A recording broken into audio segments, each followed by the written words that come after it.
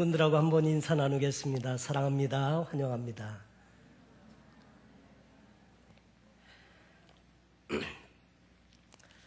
저희는 계속해서 성막에 있는 내용을 살펴보면서 은혜도 받곤 했는데, 특별히 이제 출애굽기 전체 구조에 대해서 간단하게 말씀을 드리면, 먼저 출애굽이라고 하는 말은 탈출하다라는 의미를 가지고 있는데요. 하나님은 출애굽기에서 당신의 백성들을 기억하시고 이 백성들을 하나님의 약속대로 인도하시는 구원의 하나님으로 등장을 하십니다. 모세라고 하는 사람은 하나님의 부름을 받아서 하나님의 대언자 역할을 하면서 이스라엘 백성들의 구원의 역사를 담당하게 되는데, 10가지 재앙을 통해서 또 이 홍수의 기적의 사건을 통해서 또 만나와 메추라기를 통해서 하나님의 공급하심에 대한 모든 사건들을 함께 경험을 하게 되지요. 그리고 이스라엘 백성들이 이제 처음에 애굽에 갈 때는 70여 명의 사람에 불과했지만, 이제 출애굽할 때에는 이 이스라엘 백성들이 거의 200만 명이 넘는 사람들이 나옵니다. 그래서 한 민족이 되고 국가가 되는데, 하나님께서 하나님 나라의 백성은 이렇게 살아야 된다. 그래서 주신 계명이 10계명이고 그 다음에 그것이 토라에 나오는 613가지의 계명을 의미한다고 할 수 있습니다.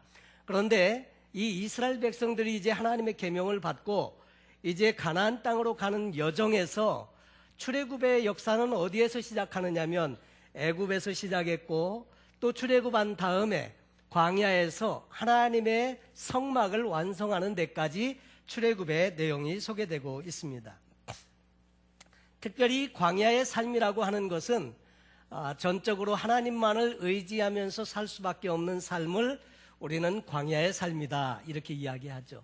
사실 그 광야에 나갔는데 먹을 것도 없고요, 마실 물도 없고요, 그 뜨거운 태양을 가릴 수 있는 아무것도 없었는데, 하나님께서는 반석의 샘물을 통해서 마시게 하시고 만나를 내려주셔서 먹게 하시고 때로는 메추라기를 공급해 주시고 이렇게 하시면서 백성들을 먹이고 또 입히고 또 인도해 가시는데, 백성들은 이 하나님의 인도를 좇아서 잘 가면 좋은데 원래 인간 본성이 그렇지 않습니까? 모든 것이 다 좋으면 계속 좋을 것 같은데 그렇지 못하더라 하는 거죠. 그래서 그 와중에서 이스라엘 백성들은 우상을 만들게 되는데, 금송아지를 만들어서 이 금송아지는 애굽에서 우리를 인도해낸 신이고 앞으로 우리를 가나안까지 인도할 신이라고 이야기했을 때 하나님이 진노하십니다.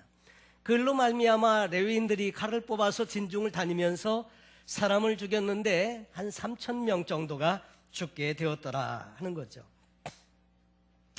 이 출애굽기는 둘로 나눌 수 있는데, 출애굽 사건에서부터 시내산까지 오는 동안의 여정을 전반부라고 할 수 있다면, 후반부는 시내산에서 하나님을 만나고 하나님의 계명을 받습니다. 근데 10계명을 주실 때는 하나님이 직접 말씀해 주셔서 이스라엘 백성들에게 계명을 주셨고, 10계명을 돌판에 새기신 것도 사람이 새긴 게 아니고요, 하나님이 직접 새겨서 그래서 백성들에게 주셨더라 하는 거죠. 그리고 하나님의 그 10계명을 줄 뿐만 아니라 세부적인 세칙적인 그 이제 계명들도 주시고 이스라엘 백성들과 언약을 체결하죠. 너희는 이 계명을 지키면 영영이 내 백성이 되고 나는 너희 하나님이 되리라. 그래서 계약을 체결하시고 그들에게 이제 인도해 가시는데, 이 후반부 중에서 하나님의 계명을 주신 거와 또 다른 한 가지 중요한 것이 있는데, 그것은 하나님을 예배할 수 있도록 성막을 주셨더라 하는 거죠. 원래 이 그 성막이라고 하는 것은 하나님께서 모세에게 지시하는 대로 만든 장막인데 거룩하다는 의미를 부여해서 성막이라고 한국말 성경에 번역을 했습니다. 그런데 이 막의 실제적인 그 법적인 이름은 성막이라는 말보다는 증거막이라고 했습니다. 다시 말해서 하나님과의 계약과 언약을 증거하는 돌판이 그 안에 있었고, 그 하나님과의 언약을 늘 기억할 수 있게 하는 막이다. 그래서 증거막이라고 이름을 했습니다. 언약을 증거하는 막인 셈인데, 이 막에 만들어지면서 언약의 당사자인 하나님과 또 언약의 수혜자인 이스라엘 백성들과 함께 만나는 장소, 그래서 이 성막을 또 회막이라고도 불렀습니다. 그래서 하나님과 이스라엘이 만나는 장소가 이 회막인데, 여러분, 관계가 깨어졌을 때, 하나님과의 관계가 깨어졌을 때 이 관계의 문제를 해결하기 위해서 만날 수 있는 장소가 회막이었고요. 또 하나님과의 이 관계를 더 발전시켜 나갈 수 있도록 하나님과 만나는 장소 역시 회막이라고 되어져 있습니다. 그래서 이 출애굽기에서는 이 증거막에 대해서 상당히 많은 부분을 할애해서 내용을 기록하고 있는 이유는, 왜냐하면 이 내용이 신앙생활에 참 중요하기 때문에 이 내용을 그렇게 많이 기록을 하고 있습니다. 이 관계 유지와 발전을 위해서 필요한 제도가 있었는데 그것이 제사제도였습니다. 그리고 이 제사를 이끌어 갈 수 있도록 사람을 세우는데, 그래서 제사장 제도가 생겨났습니다. 여러분, 먼저 이 제사라고 하는 것은 하나님이 디자인하신 것인데, 괜히 편안하게 있는 사람들을 좀 더 불편을 만들어주고 자기에게 와서 자꾸 이렇게 매달리도록 하기 위해서 하나님께서 괘씸한 마음에 이렇게 만든 것이 아니고, 원래 은혜를 베풀고 그 관계를 회복할 수 있도록 그렇게 하기 위해서 만든 제도가 이 제사 제도라고 하는 것입니다. 제사는 1차적으로 하나님과 이스라엘의 언약 관계가 깨어졌을 때, 이스라엘 백성들이 계명을 지키지 아니하고 하나님과의 관계가 깨어졌을 때 회복할 수 있는 기회를 주시는 것이 제사라고 하는 것이 있습니다. 그래서 이스라엘이 언약을 지키지 않았을 때 하나님께로부터 심판받기 전에 와서 하나님과의 관계를 해결할 수 있도록, 그래서 이 성막을 그들에게 허락해 주셨고 제사 제도를 만들어 주었고 또 제사장들을 임명하게 됩니다. 또 두 번째로는 하나님과 이스라엘의 언약 관계를 발전시켜 나가고 증진시키는 장소로 이 회막을 허락해 주셨는데, 스스로 자원해서 자원제나 서원제나 이런 것들로 하나님 앞에 나와서 예배를 통해서 하나님을 만날 때 그 관계가 더 친밀한 관계가 유지될 수 있도록 했다고 하는 거죠. 이 제사장 제도는 바로 이것을 수용하기 위해서 사람들이 필요했는데, 그래서 아론과 그 후손들을 제사장으로 삼게 됩니다. 오늘 성경 본문에 있는 내용에는 이제 성막을 다 준비하고 봉헌하는 내용이 1절에서부터 기록이 되어져 있는데, 여러분도 아시다시피 이 성막은 울타리가 있습니다. 이 울타리가 있는데, 이 울타리라고 하는 것은 안과 밖을 구분해주는 그런 한계선입니다. 근데 이 울타리, 이 성막 안에는 하나님이 함께 계시면서 하나님께서 이스라엘 백성들에게 은혜를 베풀어 주시는 장소고, 그 장소로 들어가기 위해서 성막 동편에 문이 하나 있었는데, 이것은 바로 하나님께로 향하는 문인데, 이것은 예수 그리스도를 상징한다고 말씀드렸습니다.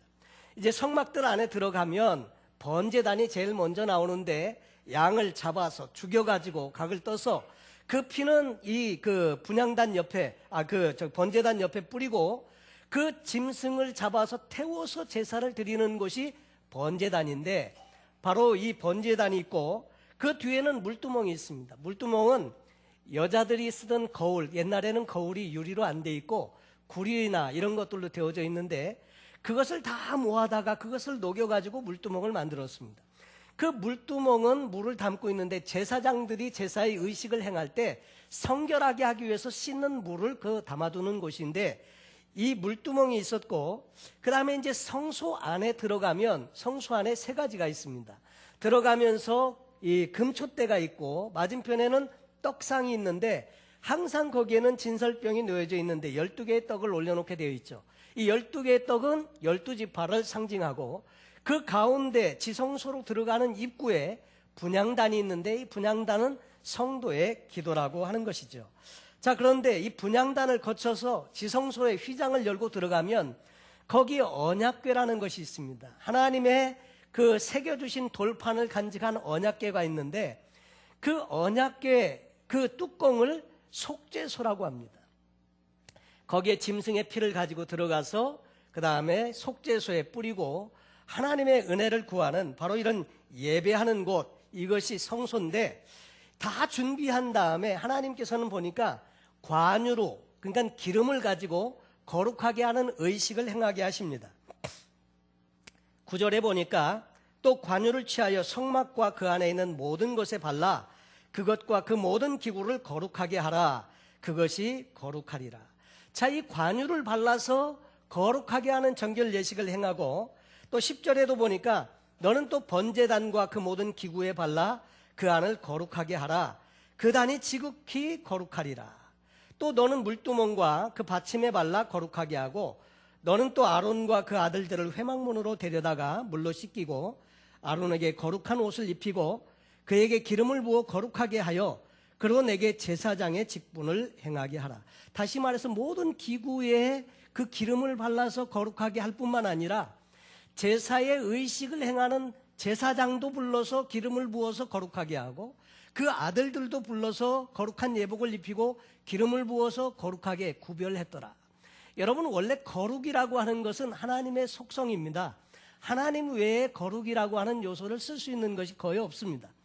그런데 성경에 보면 이사야가 그 성전 안에 들어갔을 때 그 하나님의 그 영광을 보게 되고, 그 영광 가운데서 스랍 천사들이 6날개가 있는데 그 2날개로는 얼굴을 가리우고 2날개로는 발을 가리우고 2날개로는 날면서 창호하여 가로되 거룩하다 거룩하다 거룩하다, 홀리 홀리 홀리, 거룩에 대한 그 찬송을 부르면서 천사들이 막 나는 장면을 보게 됩니다. 또 요한계시록에도 보면 그 천상에서 예배드리는 장면을 그 사도 요한이 보게 되는데, 그 짐승들도 있고 그 다음에 하나님의 백성들도 함께 있고 24장로가 면류관을 벗어 던지면서 하나님 앞에 영광을 돌리는 장면을 보게 되는데, 역시 그때도 그들이 부르는 찬송과 그 하나님께 드리는 영광이 거룩하다 거룩하다 거룩하다. 여러분, 그래서 거룩의 요소는 하나님이 거룩하시고 그 하나님과 연결이 되면 거룩해지는 겁니다. 아멘이십니까? 우리를 성도라고 하는데 원래 우리도 죄인입니다. 죄인이고 똑같이 죽을 수밖에 없는 죄인이지만 하나님께, 예수 그리스도를 통해서 하나님께 연결되니까 성도라는 칭호를 받게 되고, 또 여러분, 이 창고 건물 같은 곳이어도 이것을 하나님께 예배하는 장소로 바꾸어서 드려지게 되니까 거룩한 장소가 되는 것이고요. 여러분, 그리고 우리가 성찬 때 쓰는 빵이나 떡이나 이것도 마켓에서 사다가 똑같이 먹는 떡이고 빵인데, 이것을 하나님께 성찬에 드리면서 예수 그리스도의 살과 피를 상징하는 물로 이렇게 함께 사용하게 되니까 성찬이 되는 것입니다. 여러분, 우리의 삶이 그렇습니다. 우리는 세상 사람들과 구별 없이 세상 가운데 살고 있지만 하나님께로 연결될 때 우리는 거룩해진다는 겁니다. 그래서 이 모든 관유를 발라서 거룩하게 하는 예식을 하고 또 사람도 거룩하게 구별을 했더라 하는 거죠. 근데 그 이후에 성경에 보면 모세가 성막과 이 모든 것들을 준비하되 하나님께서 다 일일이 지시하는 대로 그 디테일한 지시를 따라서 모든 것들을 준비했다고 하는 거죠. 그래서 16절에 보니까 모세가 그같이 행하되 곧 여호와께서 자기에게 명하신 대로 다 행하였더라. 그러면서 나오는 계속 반복되는 성경이 그 짧은 구절 안에 19절에 여호와께서 모세에게 명하신 대로 되니라. 21절에 여호와께서 모세에게 명하신 대로 되니라. 또 23절에 여호와께서 모세에게 명하신 대로 되니라. 25절에 여호와께서 또 모세에게 명하신 대로 되니라. 27절에 여호와께서 모세에게 명하신 대로 되니라. 29절에 여호와께서 모세에게 명하신 대로 되니라. 32절에 여호와께서 모세에게 명하신 대로 되니라. 여호와께서 모세에게 명하신 대로 되니라. 여러분, 신앙생활은 이렇게 하는 겁니다. 모세는 하나님께서 지시한 대로 다 성전의 모든 기명과 모든 것들을 다 준비했습니다. 자기 생각대로 자기 뜻대로 한 것이 아니라 하나님께서 지시해 주신 대로 똑같이 그렇게 준비를 했는데, 하나님께서 그렇게 다 준비하고 난 다음에 하나님의 명하신 대로, 하나님의 말씀하신 대로 준비한 다음에 등장하는 내용이 오늘 성경 본문에 여러분이 함께 읽으신 내용이 바로 그 내용입니다. 34절에 보니까 그 후에 그랬습니다. 다 하나님께 그 말씀하신 대로 준비해서 드린 그 이후에 그 다음에 구름이 회막에 덮이고 여호와의 영광이 성막에 충만하며 모세가 회막에 들어갈 수 없었으니 이는 구름이 회막 위에 덮이고 여호와의 영광이 성막에 충만함이었으며. 오늘 저와 여러분이 함께 나누는 이 메시지는, 이 말씀은요, 그동안 우리가 출애굽기에 있는 내용들을 다 여러 시간 함께 살펴보았는데 그 마지막, 우리가 출애굽기의 마지막을 살펴보면서 오늘 이 성경 본문을 통해서 은혜 받기를 원하는 것입니다. 여러분, 그 후에 모든 것을 예비하시고 또 말씀하신 대로 다 준비해서 드린 이후에 그 구름이 회막에 덮였는데 여호와의 영광이 성막에 충만하게 임하게 되었다.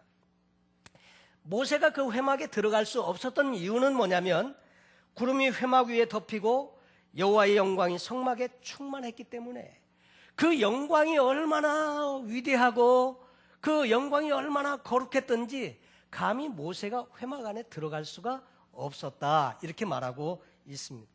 여러분, 이런 부분이 또 어디에 등장을 하느냐면 솔로몬이 성전을 잘 준비한 다음에 일천번제를 하나님 앞에 다 드리죠. 드리는데 그때 이 성전에 하나님의 영광이 얼마나 가득하게 임했는지 백성들이 다 그냥 엎드려가지고 고개를 들지 못했더라, 이렇게 되어져 있기도 합니다. 여러분, 이 성막을 완성한 후에 이 하나님의 영광이 나타났는데 이 하나님의 영광은, 이 원래 이 영광, 이 쉐키나의 영광, 하나님의 영광이라는 것은 하나님의 존귀하신 속성이 외부적으로 드러난 현상을 그렇게 표현하는 것인데, 그 하나님의 영광은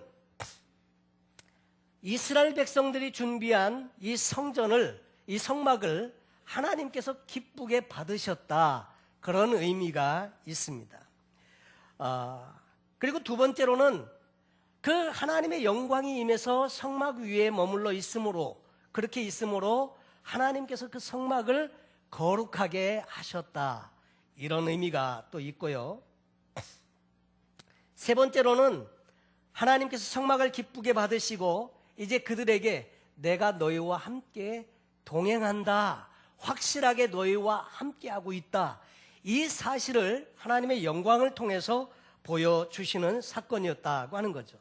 그 전에 이스라엘 백성들이 금송아지를 만들어 가지고 하나님께 이것이 우리 하나님이다, 이것이 우리 신이다 그랬을 때 하나님은 진노하셨습니다. 그리고 나중에 이 모세가 하도 기도를 하니까 내가 가나안까지 너희들을 다 가도록 해주겠다, 그러지만 나는 함께 안 가, 이렇게 말씀을 하셨는데 또 기도하니까 하나님께서 백성들이 장식물을 다 제하고 하나님 앞에 기도하고 회개하니까 다시 하나님께서 뜻을 돌이키시고 그럼 내가 함께 가마, 그래서 이스라엘 백성들과 동행하시게 되는데, 성막을 짓고 난 다음에 그리고 하나님께서 내가 너희와 함께하마, 이것을 확실하게 보여주는 사건, 이것이 하나님의 임재를 통해서 나타난 이 사건이었다고 하는 거죠.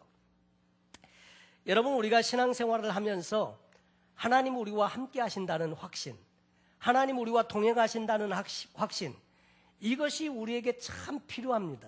왜냐하면 신앙생활의 복이라고 하는 것은 우리는 자칫 이렇게 생각하기 쉽습니다.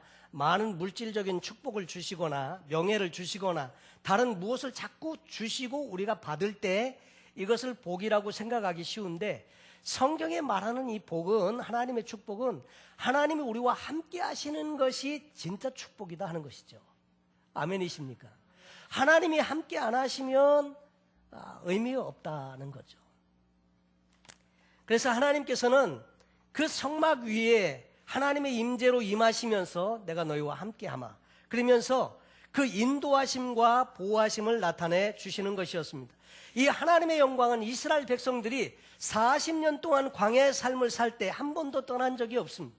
그래서 계속 그들과 함께하면서 백성들을 인도하게 되는데, 그래서 성경에 보면 이 백성들이 하나님의 인도하심에 따라서 움직이고 멈추고 했었는데, 그래서 오늘 성경 본문 36절에 보니까 구름이 성막 위에서 떠오를 때에는 이스라엘 자손이 그 모든 행하는 길에 앞으로 발행하였고, 구름이 떠오르지 않을 때에는 떠오르는 날까지 발행하지 아니하였으며 낮에는 여호와의 구름이 성막 위에 있고 밤에는 불이 그 구름 가운데 있음을 이스라엘 온 족속이 그 모든 행하는 길에서 친히 보았더라 그랬습니다.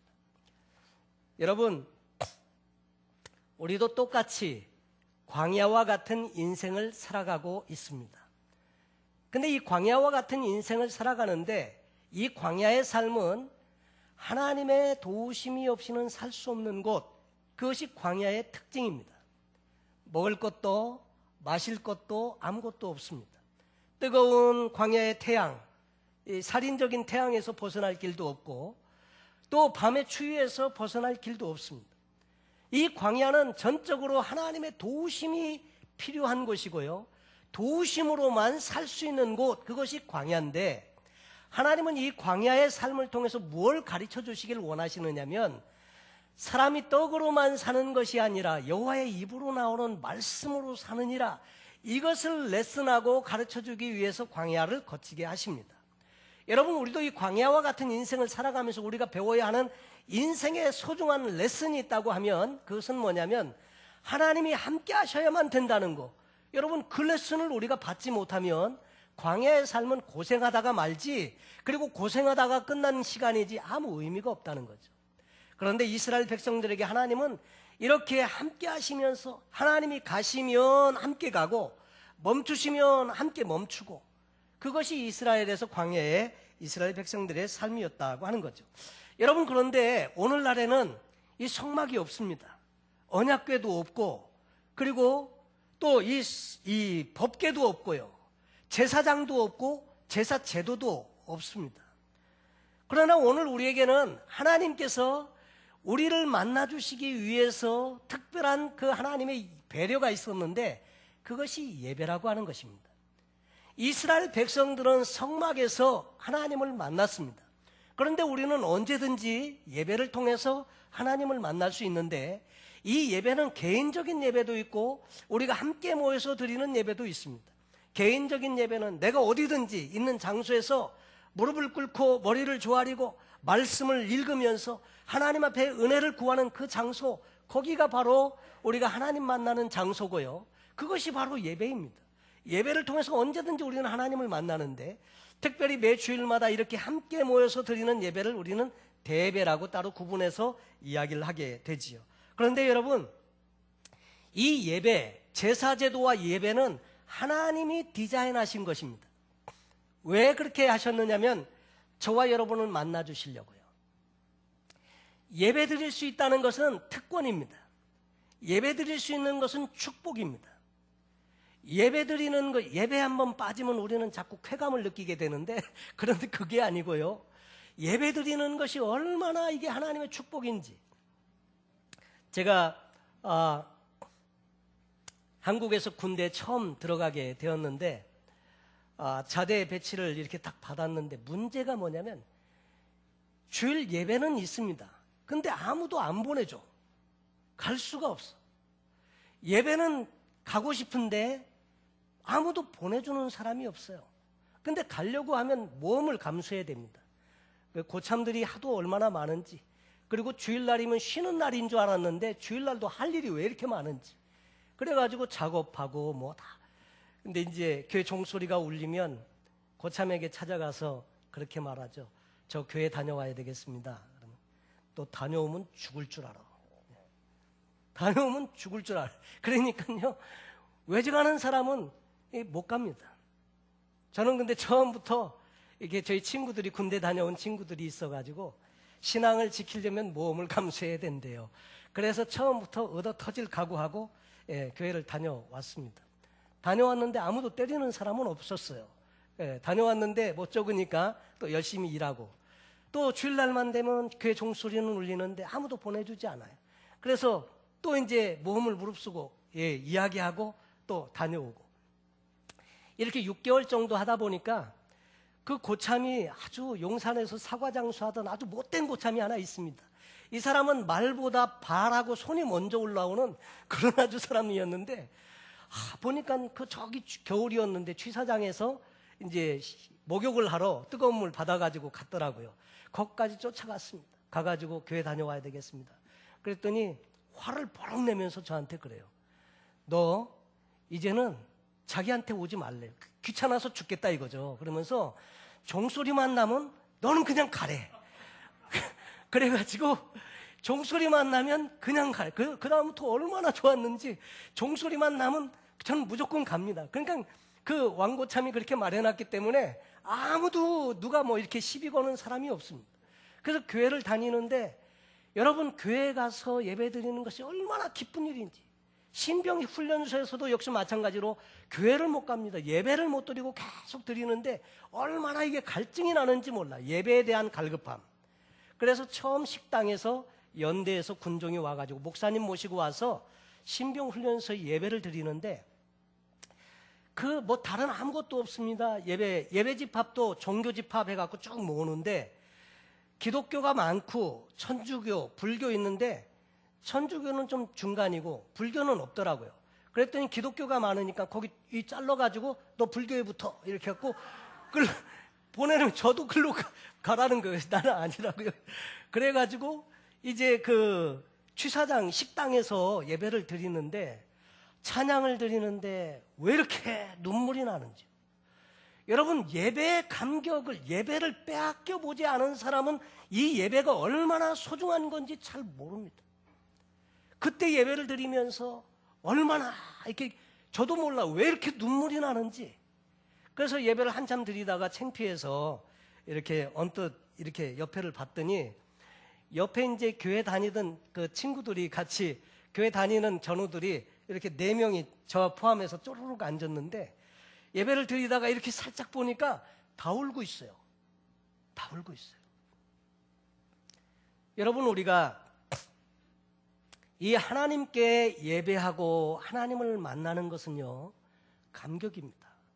기쁨입니다. 그 북한에서 예배를 드리는 분들 이야기를 들어보면 찬송가를 마음대로 부를 수 없으니까 입만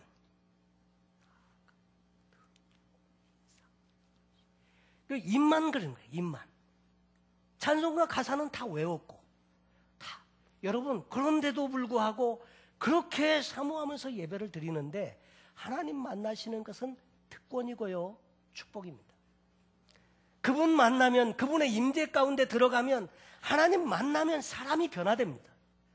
하나님 만나면 인생의 문제가 해결이 되고, 하나님 만나면 치유가 일어나고, 하나님 만나면 내 삶에 하나님의 능력이 흘러들어오게 되고, 하나님 만나면 하나님께서 내 삶에 간섭하시고 일하시고 함께 하셔서 우리의 인생이 달라지는 것입니다.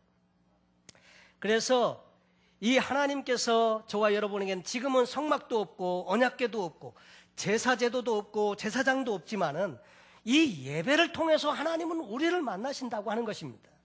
그래서 이 신앙생활에서 이 예배생활은 더없이 중요한데, 그래서 이 예배생활에 우리가 반드시 성공을 하셔야 우리가 신앙에 성공할 수 있습니다.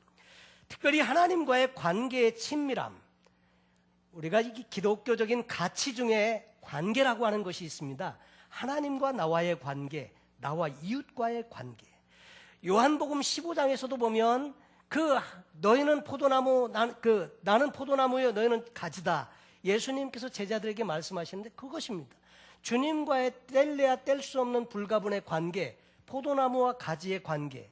그래서 붙어 있으면 열매를 맺고, 절로 열매를 맺고, 붙어 있지 않으면 말라서 비틀어져서 불에 던져 사르느니라. 그랬었습니다. 여러분 이 관계는 너무나 소중한 것인데 이 관계에 친밀함이 있어야 한다는 거죠. 부부지간에도 함께 살 때 관계에 친밀함이 없으면 같이 더불어 한 지붕 밑에 살고는 있지만 남처럼 살 수 있습니다. 그런데 이 관계에 친밀함이 있으면 정말로 그 안에서 얼마나 아름다운 하나님의 일들이 일어나게 되는지요.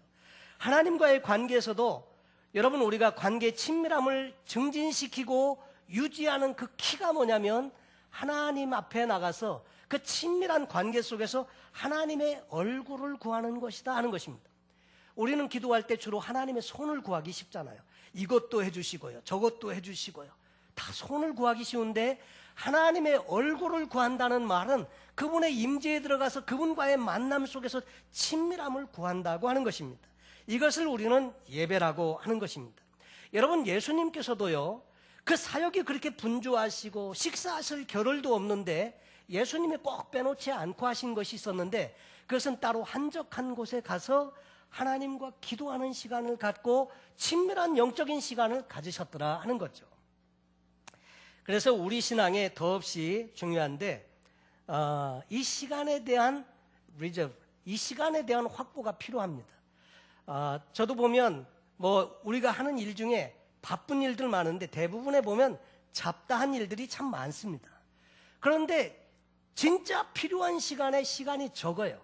그래서 저도 저희 아내의 권고대로 아침 기도 마치면 12시까지는 가급적이면 교회에 머물러 있으면서 하나님하고 교제하고, 또 특별히 성도님들 일일이 신방 못 다니니까 성도님들 가정을 놓고 기도하는 시간으로 그렇게 하려고 저도 근래 노력을 하고 있습니다. 목사님들이 범하는 실수 중에는 이런 것들이 있습니다. 하나님의 얼굴을 구하는 데서부터 이제 자꾸 벗어나서 사역의 분주함으로 옮겨지게 되면 문제가 생기게 된다는 거죠. 그러니까 중요한 것이 하나님의 임재 가운데서 그분과 교제하고 그분께로부터 말씀을 듣고 그분께로부터 그 은혜를 힘입어야 하나님이 대신 일하시고 하나님이 사역하시는 것을 경험할 수 있게 되는데, 우리는 자꾸 마르다처럼 일하는데 분주하기가 쉽다는 것입니다. 여러분들께서도 분주한 일 많지만 꼭 시간을 내셔서 하나님과의 친밀한 교제의 시간을 가지시면 좋을 것 같습니다. 그리고 주님 일을 많이 한다고 해서 하나님하고 친밀하다, 그게 아니라는 사실을 제가 깨달았습니다. 여러분, 아무리 분주하게 주님 일을 해도요, 주님과의 관계가 소원할 수 있습니다. 중요한 것은 주님과의 관계가 중요하더라고요.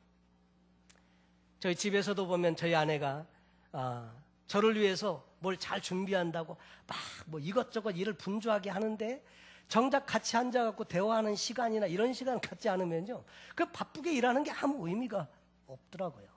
네. 여러분, 그래서 우리 주님 일을 할 때도 저는 요즘 기도하면서 이런 생각을 하게 됩니다. 지난 주간에 리더십 포럼에 다녀오면서 동기에 대해서 한번 살펴본 적이 있는데, 주님 일을 감당할 때도 불순한 동기를 내려놓아야 한다는 거죠.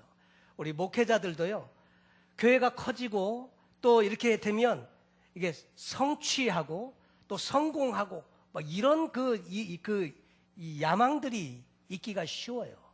근데 여러분 아십니까? 하나님이 주시는 비전과 내가 갖는 야망이 다르다는 거예요. 비전이라고 하는 것은 하나님께로부터 내려온 것입니다. 나를 통해서 이루시기를 원하시는 하나님의 뜻을 깨닫고 그 일에 헌신하는 것을 우리는 비전이라고 합니다.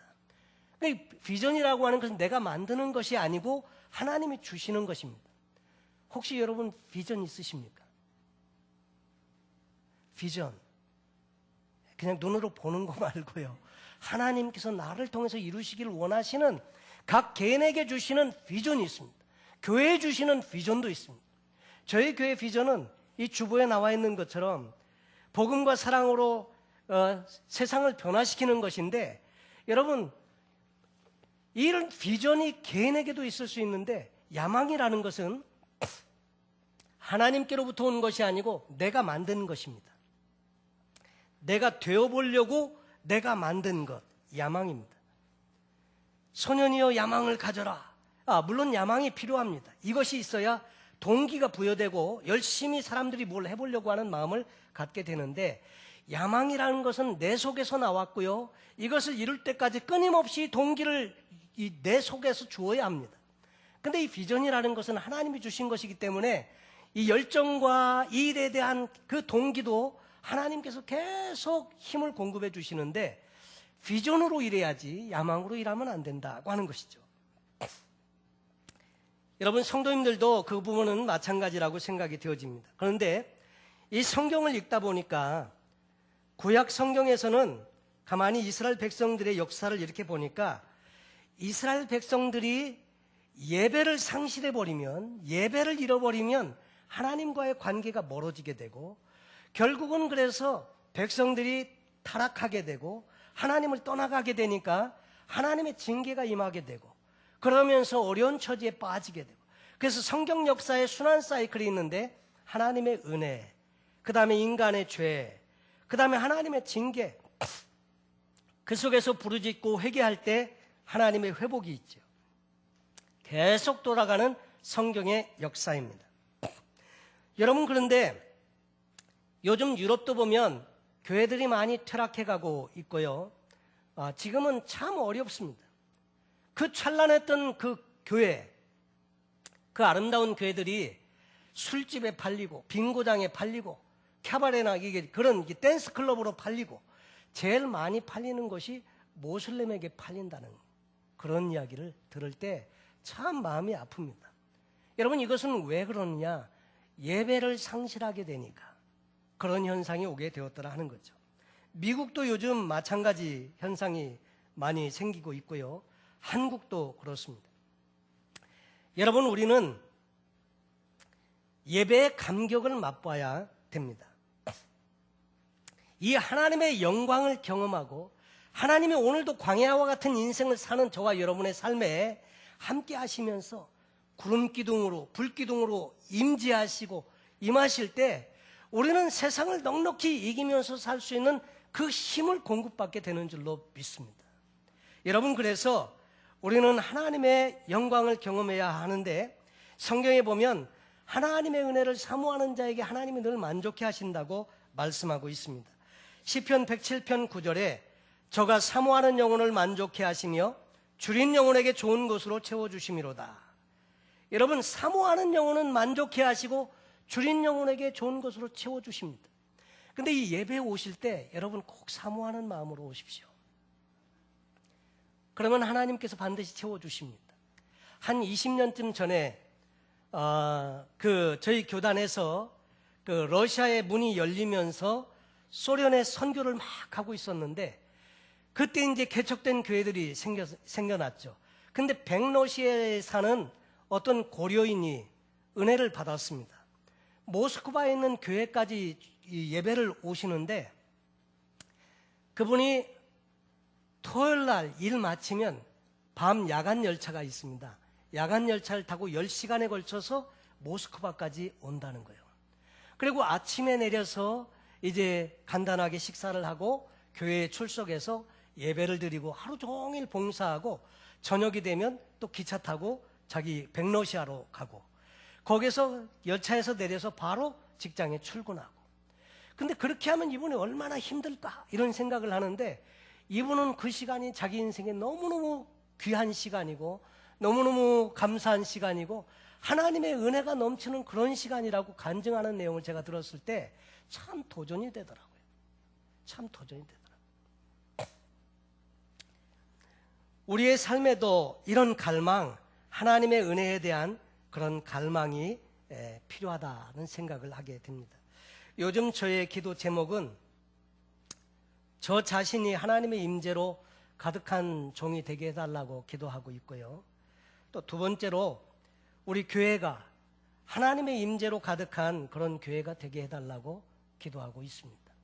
여러분, 하나님께서 함께 하시면 그것처럼 소중한 축복이 없습니다.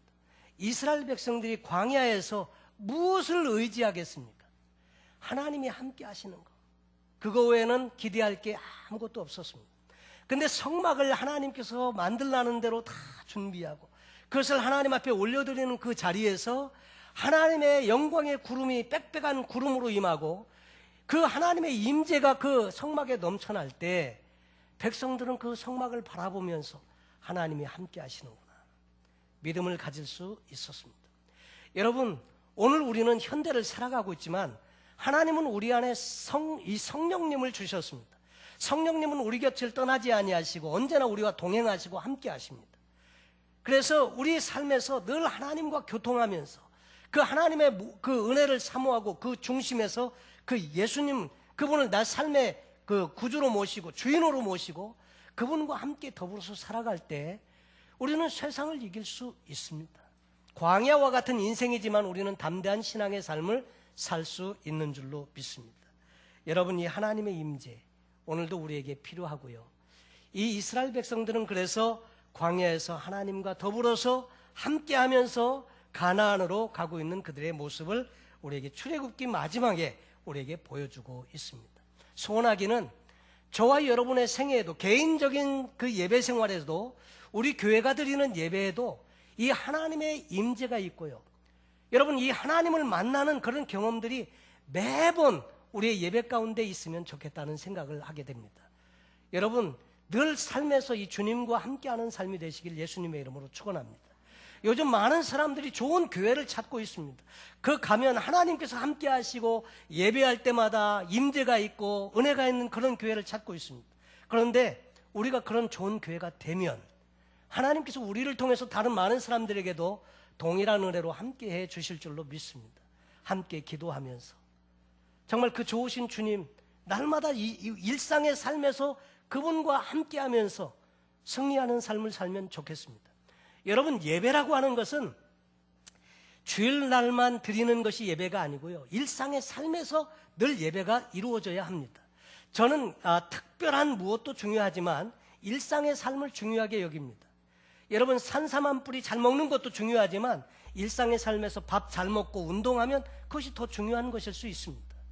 우리 일상에서 예배 생활이 성공하면 늘 하나님 앞에 드리는 이 예배도 하나님의 임재 가운데서 우리가 성공적인 예배를 통해서 하나님을 경험하고 만날 수 있습니다. 그래서 이 예배 생활에 하나님의 임재가 넘치시고요, 또 하나님의 인도하심과 함께하심과 보호하심과 그분의 이끄심이 저와 여러분의 삶에 늘 평생 동안 떠나지 않는 복된 삶이 되시기를 예수님의 이름으로 축원합니다. 기도하겠습니다.